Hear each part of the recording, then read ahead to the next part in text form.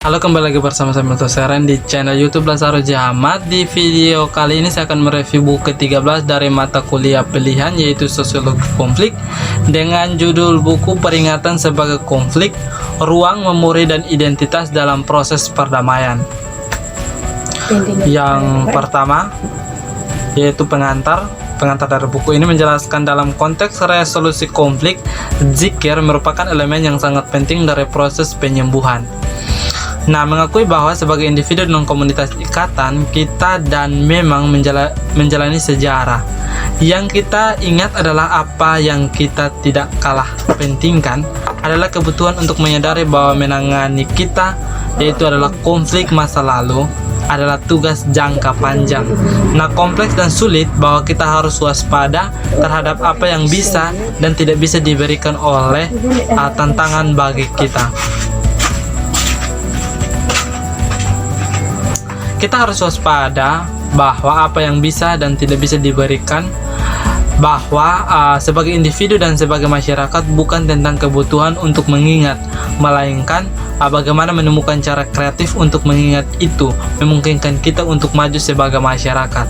Nah, pada tanggal 31 Agustus 1995, daftar nama semua orang yang terbunuh dalam konflik Irlandia Utara ditampilkan di iklan elektronik layar di persimpangan lalu lintas yang sibuk pusat kota Belfast. Nah, sepanjang hari ini sekitar ada 3.500 nama terus bergulir di sepanjang layar dalam urutan kronologis. Nah, memperingati mereka yang tewas selama perjalanan dari hampir 30 tahun kekerasan etno-nasionalis. Nah, pemeran itu bagaimanapun singkat sangat kontras dengan netral yang sengaja atau pelupa lanskap di tempat lain di pusat Belfast pada saat itu dalam upaya menarik investasi finansial dan pariwisata. Bisa dibaca dalam Switzer dan McDowell 2011. Yang berikut yaitu landscape peringatan, hubungan antara memori, tempat, dan ruang. Nah, dalam diskusinya tentang ingatan, kebenaran, dan korban dalam masyarakat pasca trauma etnis, John Brewer pada 2006, dia mengemukakan bahwa konvergensi memori, nasionalisme, dan kekerasan etnis seringkali merupakan trinitas yang tidak suci. Namun, lanjutannya ingatan juga dapat secara dikotomis memainkan peran penting dalam negosiasi dan realisasi perdamaian di masyarakat yang muncul konflik kekerasan. Nah, berbagai macam praktek sosial dapat diterapkan membuat ingatan berfungsi dalam masyarakat seperti itu.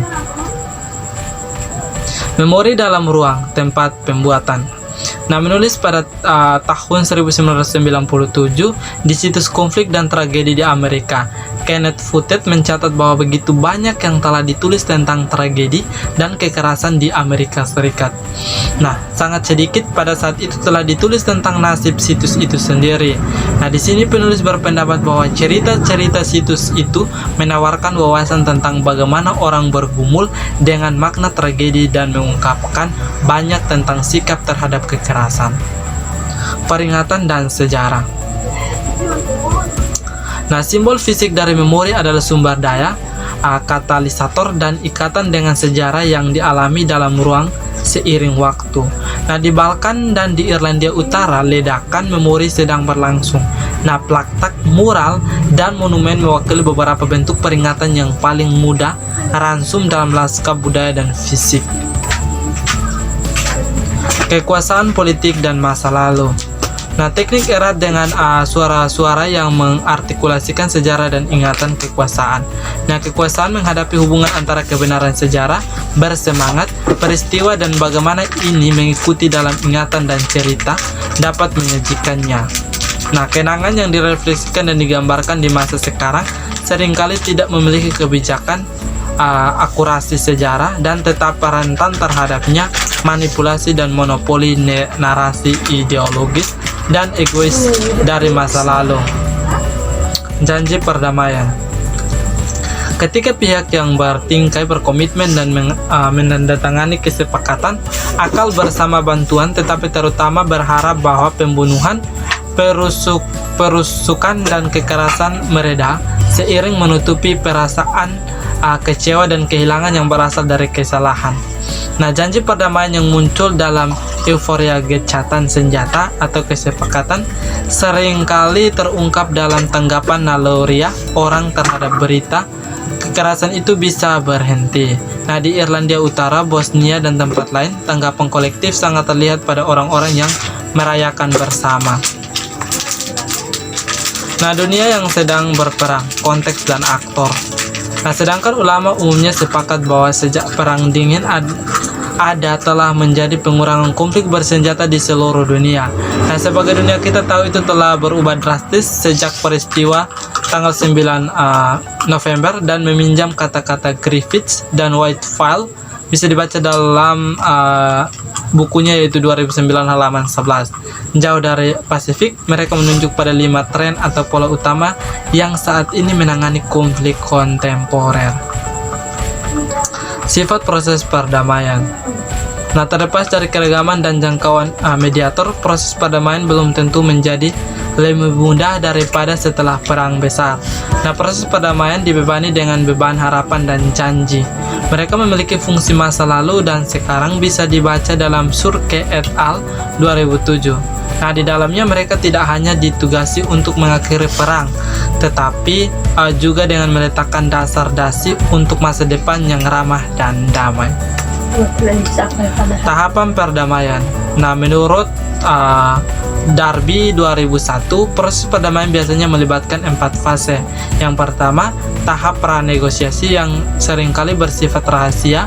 Protago atau para pelaku konflik bertemu secara diam-diam atau setuju untuk melepaskan diri dari kekerasan dan memulai pembicaraan. Nah, fase ini bisa terjadi hampir semua contoh yang dibahas di buku ini. Fase kedua adalah penghentian kekerasan secara formal melalui gencatan senjata. Hambatan perdamaian. Nah, yang menyertai masing-masing fase ini adalah wacana ketakutan dari risiko yang merupakan bagian integral dari setiap proses perdamaian. Bisa dibaca dalam Hamber 2006 halaman 31.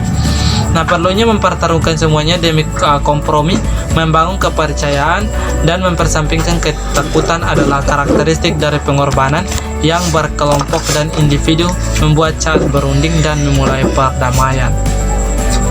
Mengakhiri kekerasan tetapi mengkonsolidasikan perpecahan, proses perdamaian sebagai proses yang memecah belah.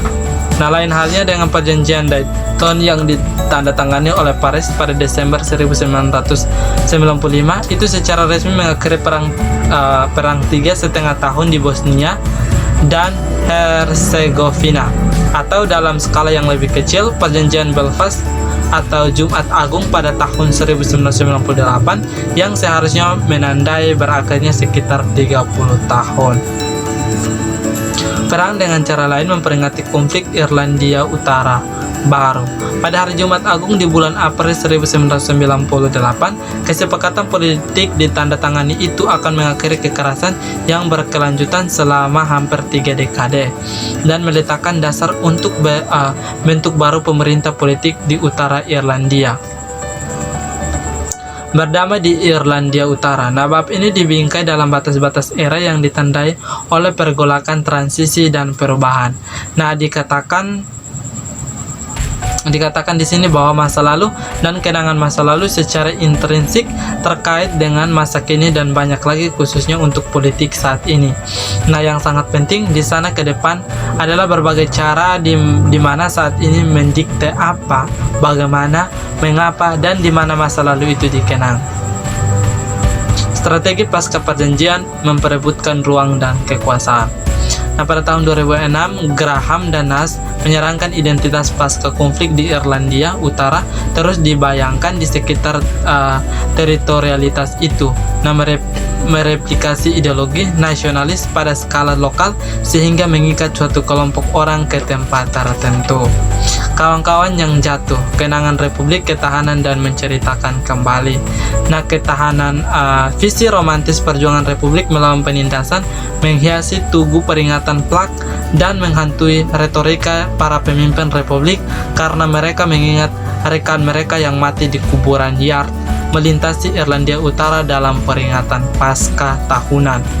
Nah, di masa lalu yang romantis itu suara leluhur Nade, Pearce, dan Connolly dipanggil untuk menghidupkan kembali dan mendorong republikanisme Irlandia, ke dalamnya ambisi Irlandia bersatu. Garis kabur konflik peringatan dan hierarki korban. Pada Oktober 2013, politisi DUP Jeffrey Donaldson menyerukan undang-undang tersebut untuk diperkenalkan yang mendefinisikan kembali arti korban di utara Irlandia. Keadilan transisi dan ingatan setelah konflik. Nah, mekanisme keadilan transisi merupakan aspek penting dari banyak perdamaian proses dan dapat terkait erat dengan keberhasilan atau kegagalan itu. Nah, masalah-masalah tersebut mencakup berbagai masalah yudisial dan non-yudisial dan terkadang diperlukan untuk memungkinkan kelompok dan individu bergerak untuk meneruskannya. Visi yang diperebutkan memori ruang dan identitas di Basque negara. Nah, Euskal Herria, negara Basque terletak di ujung barat Pyrenees, di timur Laut Spanyol, dan barat di daya Prancis. Nah, meskipun bangsa tanpa kewarganegaraan bisa dibaca dalam Irvin dan Ray 2001 halaman 77. Basque menyatakan budaya bersama identitas dan bahasa Euskera dalam suatu yang diakui wilayah sejarah. Peringatan dan komunikasi antara perdamaian dan kekerasan. Sementara wilayah Basque menikmati museum, arsitektur, dan tanahnya, secapai seringkali kekerasan kampanye ETA dan memusatkan perhatian di wilayah ini. Di Eropa Barat, dibentuk pada tahun 1959, ETA dengan cepat pindah dari organisasi budaya ke organisasi yang mengejar dan mendalangi kekerasan politik. Sekian penjelasan singkat dari saya mengenai review buku ke-13. Sekian dan terima kasih.